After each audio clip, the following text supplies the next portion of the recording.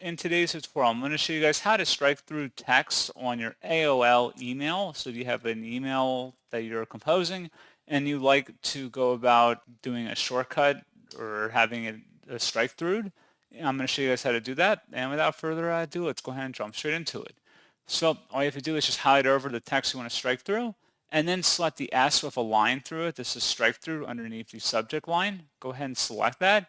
And then you can do the exact opposite to turn that off, and that's pretty much it. So as always, thank you guys for watching this brief tutorial. I do hope that was able to help you out, and I do look forward to catching you all in the next tutorial. Goodbye.